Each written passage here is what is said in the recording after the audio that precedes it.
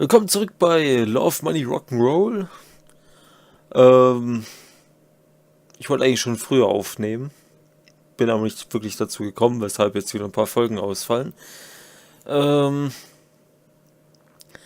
ja, jetzt ist halt bei uns wieder das Internet weg den halben Tag oder fast den ganzen Tag. Und ja, da bleibt mir jetzt nichts anderes übrig, was aufzunehmen.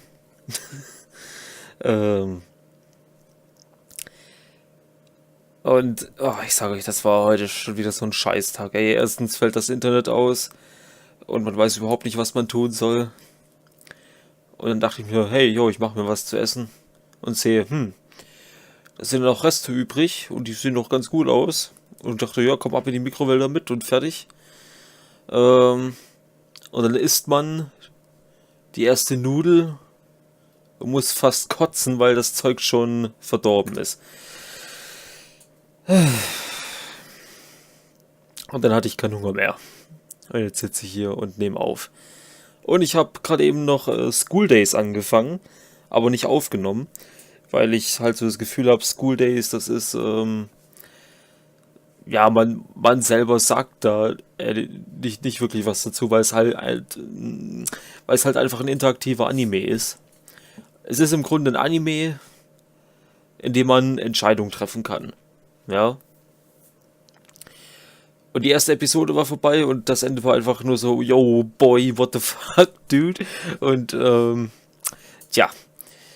Wenn ihr wollt, dass ich vielleicht noch School Days aufnehme, kann ich das tun. Aber erwartet nicht, dass ich da groß was sage, denn ich möchte den Flow da nicht unterbrechen.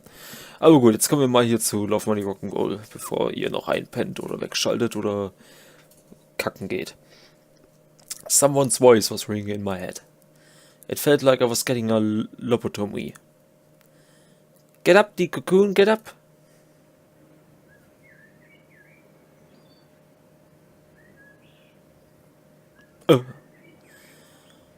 I arduously opened my right eye. The pain abruptly jumped to the left half of the brain. Here you go. Himitsu let out a relieved sigh.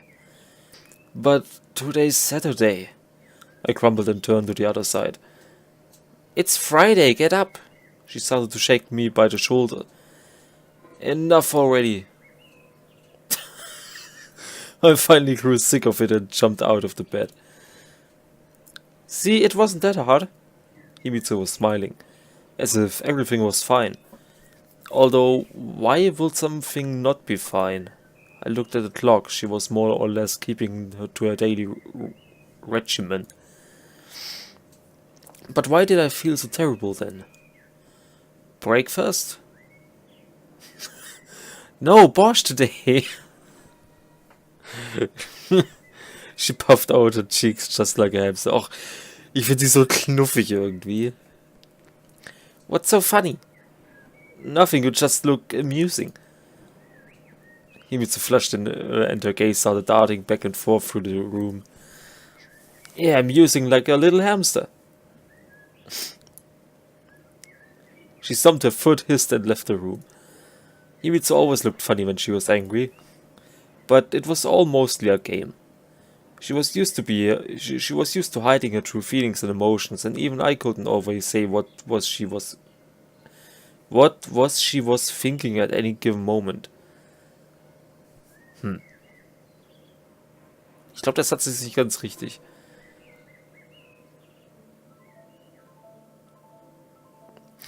Laid out on the table was a traditional Japanese breakfast. I reckoned it wasn't the best time to turn my nose up, pretending to be a gastronomy, so I suddenly sat down and started to eat. Itadakimasu. Himitsu said in a deliberately serious tone. I snorted in response with my mouth full. Nico-kun, you don't pay attention to what's happening around you at all. Was ist das für ein Gesichtsausdruck? Achtet mal, wenn sie blinzelt. Sah voll komisch aus. You mean how? You sleep like a log? What if someone were to get into the house at night and rob you? And what will they take exactly? I laughed, choked, coughed and jumped up to get myself a glass of cold water. How will the thieves know? The house looks nice from the outside. So you really think robbers pull off their jobs on a whim without investigating first? And how will they investigate, huh? Well, I have no idea. Or do you think I earn side cash by robbing houses at night? It's just that yesterday I saw a suspicious man nearby. Suspicious man? Yes, he was spying something in your windows. I let out an incredulous sniff, which embarrassed Himitsu. Or maybe it was just my imagination. Of course, much happened in the last several days, but I couldn't just write everything off as schemes of the enemies of the people. Moreover, in this case, Himitsu seemed to just want to get some attention. And she had her reasons. I had really been ignoring her a lot lately. Ja, das stimmt. So, what was so suspicious about that man of yours? I grinned. He's not mine. Himitsu stood up and started to furiously wash the dishes. Hey, I didn't finish. I tried to take back the plate of miso. It was almost full. You don't like my cooking anyway. Sie hört sich an wie Sandy. Nur weil ich einmal ihr Essen kritisiert habe, denkt sie die ganze Zeit, sie kann nicht kochen und ich würde mich ständig beschweren. Das ist so schlimm mit Frauen. Warum ist das so? Breakfast is the most important food of the day. I even had to raise from the chair to win back my rightful serving.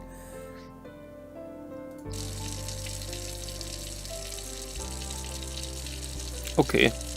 The water was flowing from the tap under a rush so strong it was hitting the bottom of the sink, sending splashes everywhere. Soon Himitsu's school uniform grew wet, dark spots appearing here and there. Well, what do you think I should do? Go to the police? She didn't reply. I'm not saying it was your imagination or that you made it all up. It's just that real life is much more complicated. How would you know? She responded in a dull voice. It seemed like I shouldn't have been making fun of her so stubbornly. Aww. I slowly got up, approached and hugged Himitsu from behind. Come on, sorry. I slowly whispered into her ear. Nico-kun, don't. She tried to break free, but the attempt was reluctant, effortless, as though she didn't exactly know if she really wanted to. Such displays of affection weren't something outstanding for us. I didn't know how will typical Japanese people react to something like this, but Himitsu got used to it. And I did too, even more so. It was only lately that I had started to notice something begin to change in our relationship. Perhaps it was due to Catherine's return, or maybe because the two of us just grew older. And the things trivial for grade schoolers started to gain much more meaning. Alright, let's go already, or we'll be late. Nonetheless, I had absolutely no desire to make excuses. I let Himitsu go and made a couple of steps back. Fine, I'll just go change quickly. She replied as if nothing happened, pointing at a soaked school uniform. Ja, hast du denn auch die Spüle so hart aufgedreht? I was standing outside waiting for Himitsu. It was just a typical morning for this district, nothing suspicious about it. Surely it was just her imagination yesterday. Although the notes, the call, I suddenly felt uneasy. Shall we go? Himitsu stepped out of the gates of her house in clean dry clothes. Huh? Were we given several sets? Of course. So I have a spare one too? Of course you do, it's in the closet. I wanted to ask which closet exactly she was talking about, but the words never left my mouth, and I felt unbearable shame about my behavior today. And the way I treated her in general. And here's that very ramen shop. We stopped near my favorite restaurant. Himitsu drawled, clearly not interested. Wanna go there sometime? Nico-kun, how many times have I told you? Well, it's just that you're just always cooking, and this is for change. While we were walking there, there were so many thoughts swirling in my head, so many words at the tip of my tongue, and now I was mumbling something unintelligible. Will that be a date? She asked caustically. Well, yeah, I guess.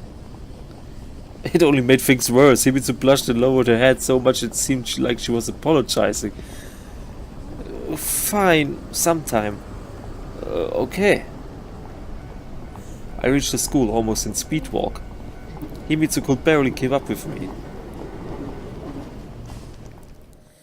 The class was even less crowded than usual, which came as no surprise. It was Friday after all. But then, what was I doing here? Hi! Hey there, I guess. At least Kyosuke was right on cue. It's just the morning and you're all gloomy already. Everything alright? Couldn't be better. I gripped and glanced around the class. Catherine's desk was empty. Since the start of morning, Himitsu was leading my thoughts away from her, either intentionally or unintentionally. But yesterday's argument and all of its details were still fresh before my mind's eye. And now, of all times, it seemed somehow especially important, like a battle of two terrible monsters from the Greek mythology. Have you seen Catherine today?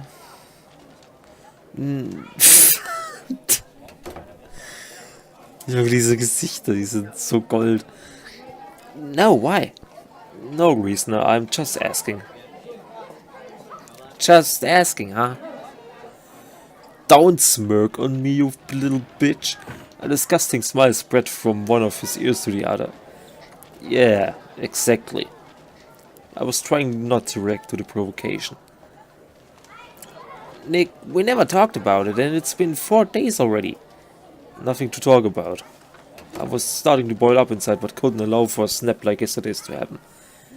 There's nothing to talk about because I know as much as you do. Okay, but if you need anything, of course I know where to go. Certainly not to him. I stood up and approached Michael, who was, as custom-headed, reading a book. Hey, remembering yesterday's incident, I was trying to look as friendly as possible. But still not too friendly. He raised his head and gave me a slight nod. How's it going? Depends on how you look at it. And how should I look at it? Depends on what you mean. Kyosuke's anime philosophy was undoubtedly a very subpar joy to behold, but Michael's assumed pseudo-Buddhism could also infuriate anyone. Alright, I see you're in no mood to talk. What I wanted to ask was, did you see Catherine? No. I see, thanks. There was no reason to continue the conversation. Of course Michael wouldn't start to bombard me with questions, but he also didn't need to. He had other ways to dig into other souls. I asked several more classmates and achieved no result. My vain attempts must have looked weird from the side, but I didn't care. And everyone had long learned they could expect anything from me. But the thought about Catherine was haunting me, because knowing her, left without a farewell, returned without a warning?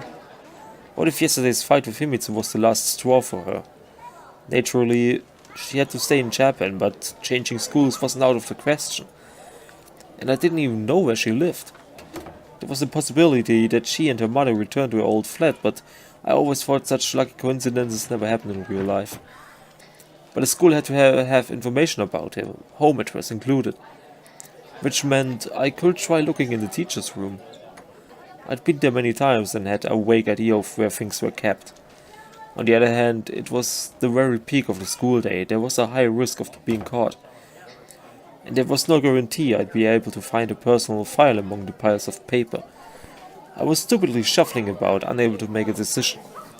Meanwhile, there were just 5 minutes left until the bell.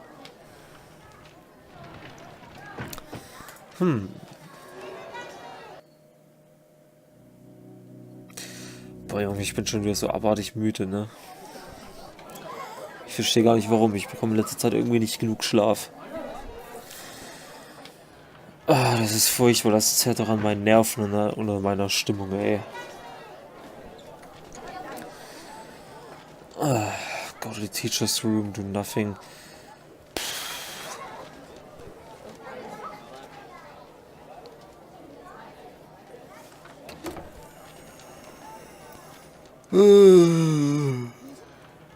Eigentlich interessiert mich Catherine nicht. Aber das war hingehend. Ja, screw it, let's do it.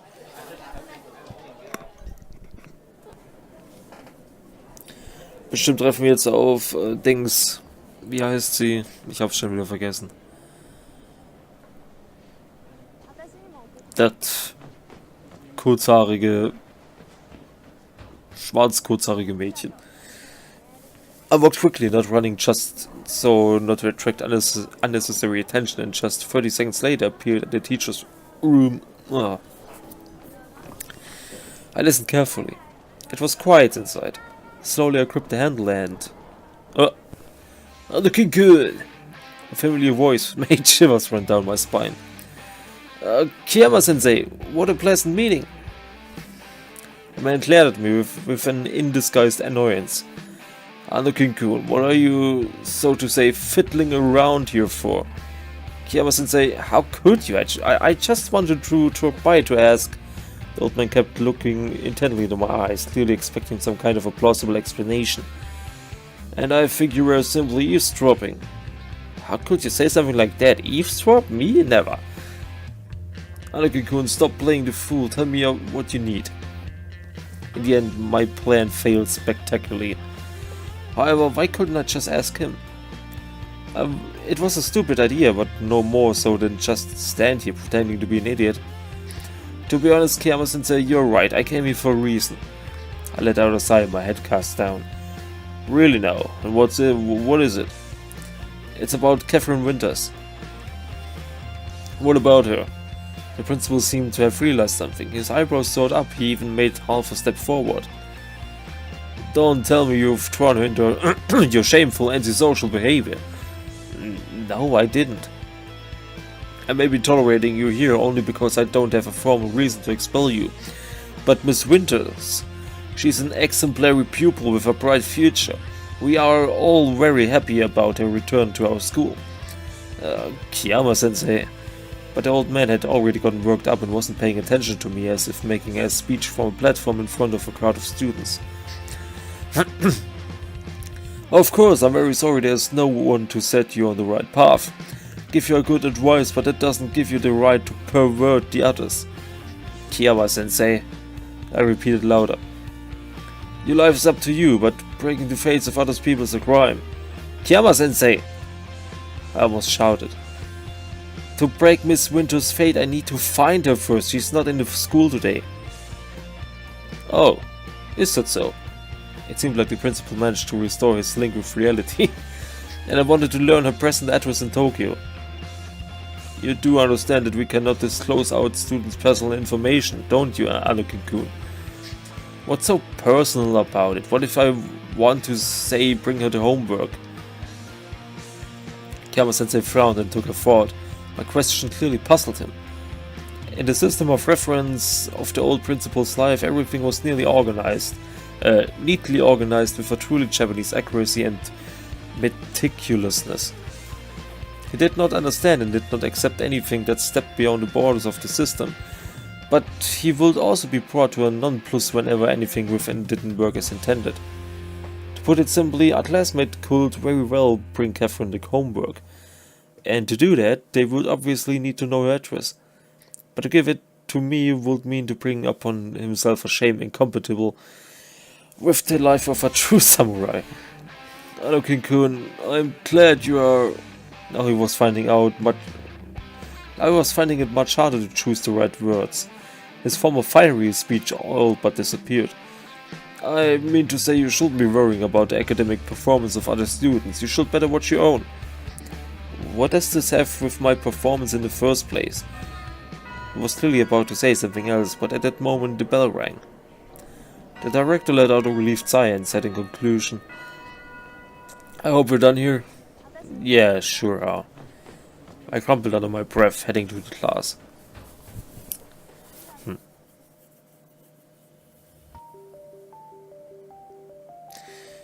Was wäre passiert, wenn wir einfach in der Klasse geblieben wären?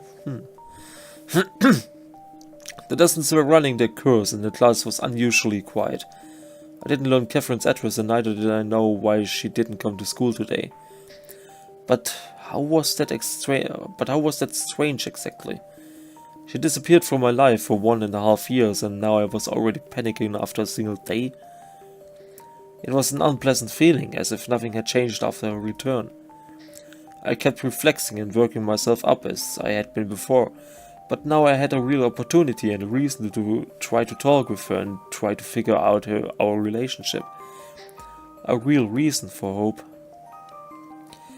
There was no tangible goal ahead, no script for victory or defeat, and the grey days that followed each other like grey clouds rolled in the sky on a rainy day. I didn't believe everything would be like it was before. I didn't believe it would be much worse, because that would simply not be possible. I just wanted to be understood. Perhaps then something will change. I felt like a mortally ill man with only 50 or 60 years left to live. Perhaps in this situation it would make sense to try and get the most out of my life, to try and live every day like the last. But almost anyone would throw their hands up. Why live if the end is inevitable? And only one thing could still change anything for me: the belief that everything I did wasn't in vain.